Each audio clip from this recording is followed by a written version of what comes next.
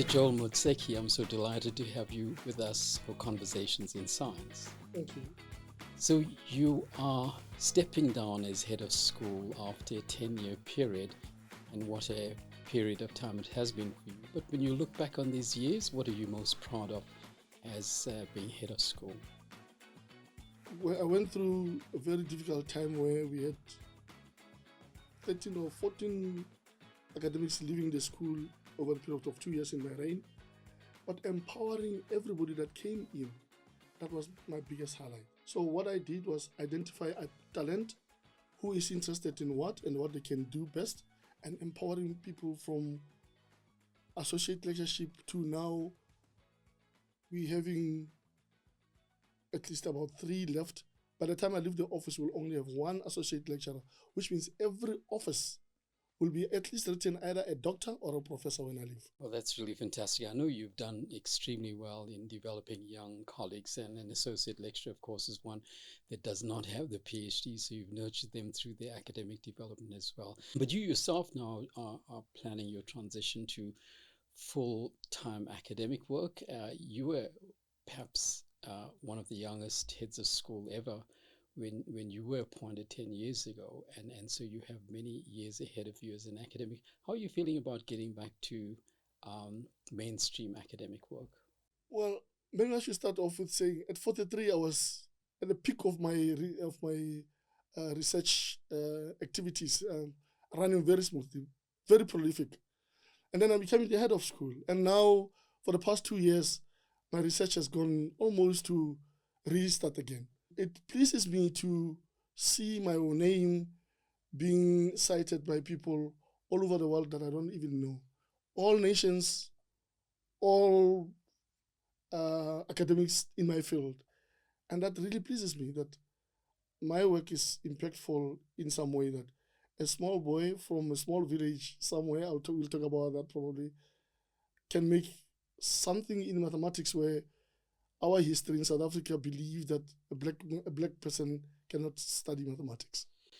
Yeah, you have an awful lot to be very proud of, Joel, and we are certainly very, very appreciative of all of your contributions. And it's very apt for you to recall the statements from Hendrik Vervoet in Parliament during the apartheid regime, when he claimed, what is the use of teaching the black man mathematics when he should be subservient to white people? And you've just shown exactly how we can do so much better as a human race. And thank you for your leadership.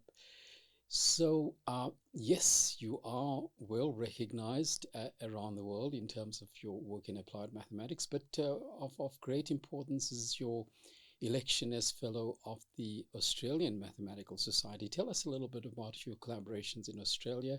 My association with Australia started off when I studied my PhD. So I've studied my PhD at the University of Wollongong in South Wales in Australia. I was supervised by Professor Philip Broadbridge and Maureen Edwards. That was actually my journey and my connection and my link to Australia. The conversation in science mostly to find out about more about the scientists behind the science, and you've already touched on a number of points about your own background.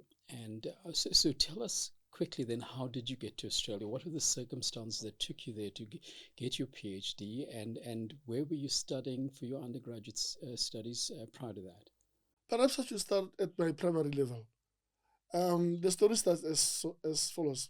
Because I was raised by my grandmother in the village, so the primary school I went to was just across the street. And the middle school that I went to was about 3 kilometers one way and 3 kilometers back from my grandmother's house. And the high school was about 5 kilometers. And the university that I started off at was University of Bophuthatswana at the time, which was 18 kilometers away from my grandmother's house. So the entire life, my entire life I was living in an 18-kilometer radius area. So I've never been even to Johannesburg, to be honest.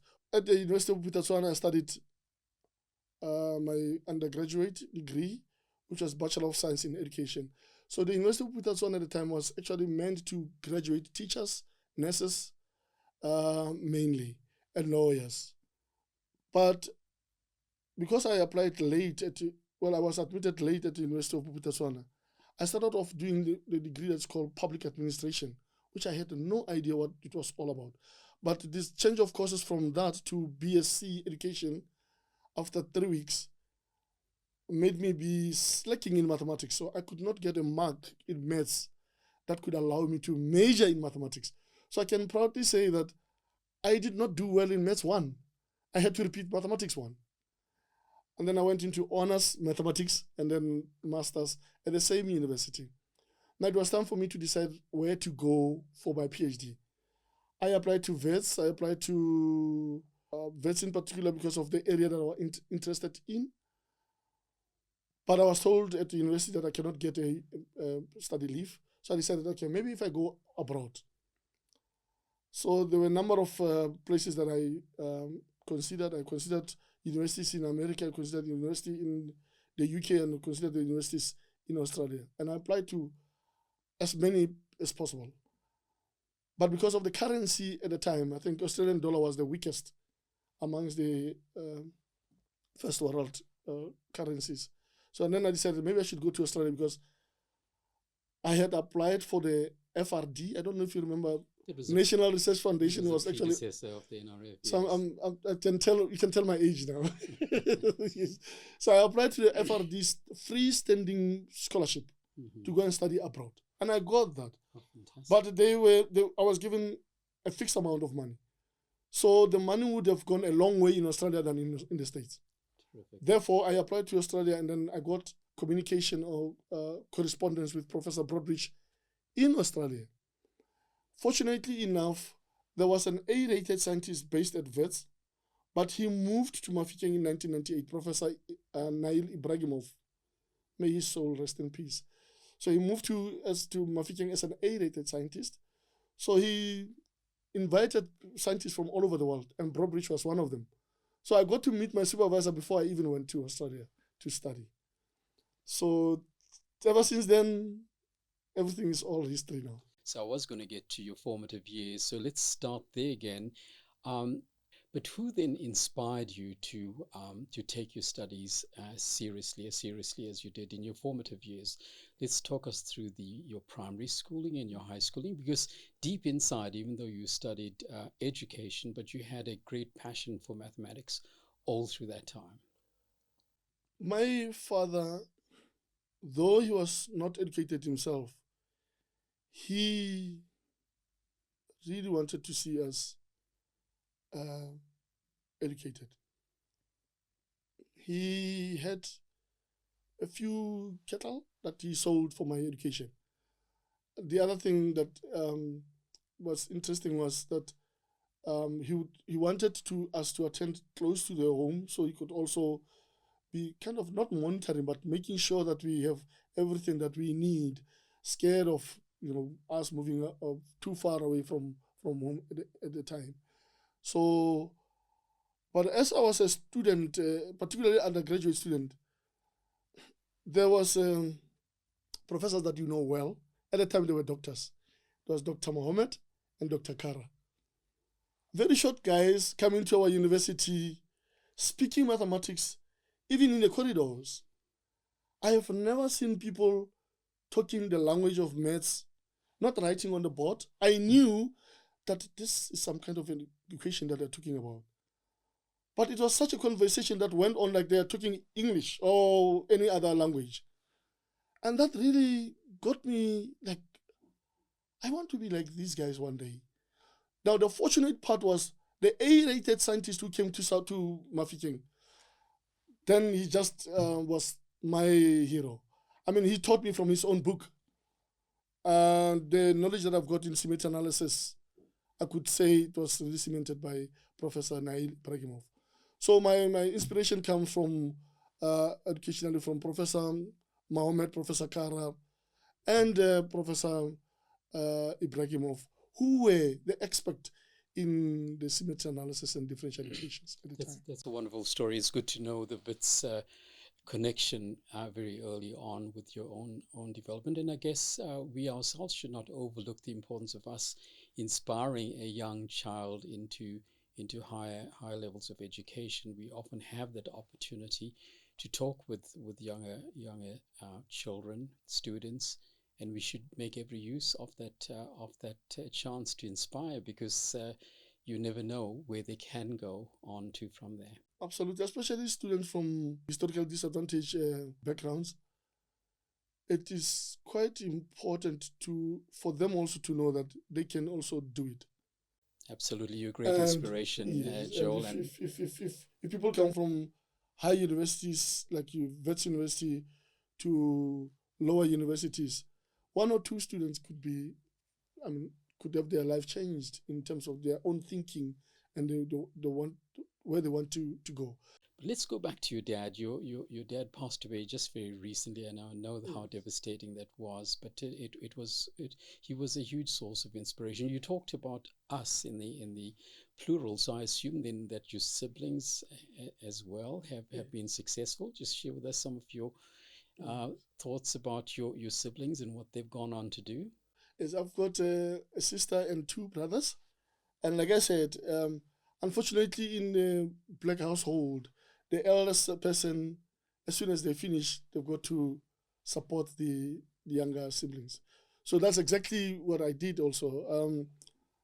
My sister went on to Taung College of Education at the time. She did a diploma in teaching, and after diploma in teaching, she never went to teaching. She went straight into police force, and now she's telling me that she's doing some criminology through UNISA. I don't know what else she's doing.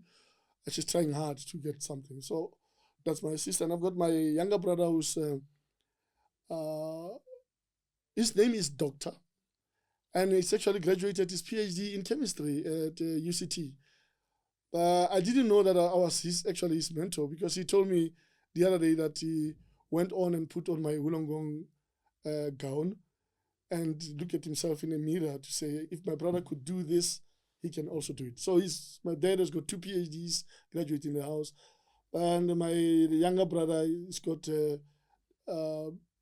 BCom in accounting and auditing. So there are four of us in our household. It's just unbelievable and really fascinating. And I know that your mom is still around, and I wish her all the very best. And thank you for sharing all of your personal stories with us. I think this will live on with us in memory as an inspiration for future generations. But take us back to the village that you've grown up in, and now you've remained very strongly connected with the community there. You've spent an awful lot of your personal resources, money, and time to build a church there. So tell us a little bit about that project and what you are planning for all of that. Just a little bit about the people living there. Some of the people living there, they live at breadline level. So, for example, even myself, when I was at university, there were times when I didn't have 115 cents of a bus fare. Then I had to walk the 18 kilometers back home from the university. The following day is assignment submission. There's no electricity. I've got to do that through candlelight. So that kind of a life is there. But at the same time, I was lucky enough to have learned how to play trumpet, and I know how to play a lot of wind instruments, a tuba, euphoniums, and so on.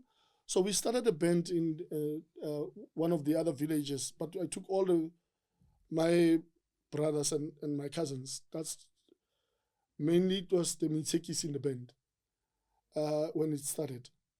So we attended a church that's called the St. John's Apostolic Church of Prophecy. So all of us were the members of that church. So instead of now the trumpets to be in the village, we took them to my father's house. So it was more easier for us to practice. So now the people in the villages, they saw this. Everybody else now wanted to come and join us.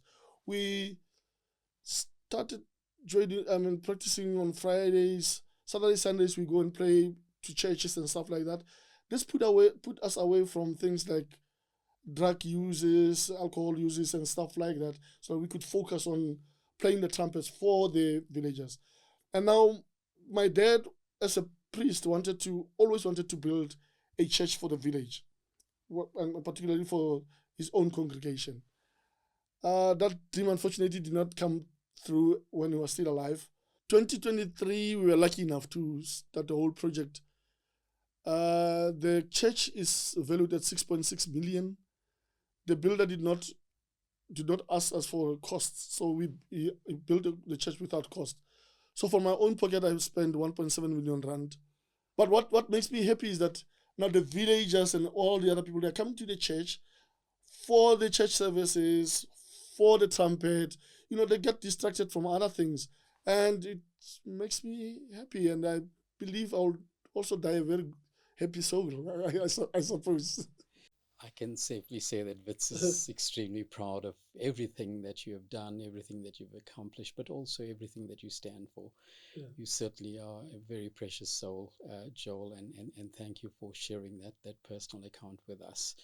So I want to, from the point of view of being Dean of Science, want to say that I look forward to continuing to work with you over the coming years. As we pointed out, the several years ahead of you, you have an awful lot to do in terms of continuing with the academic scholarship, but also in ways in which you can contribute so positively to the broad community that we serve. So I thank you so much indeed. I mean, I had a personal feeling that I'm the only one. I'm not going to go back home, and my village is expecting me to this. I think I'm the only professor in my village for the past, since I was full professor here, 15 years now. There's no other professor in my village.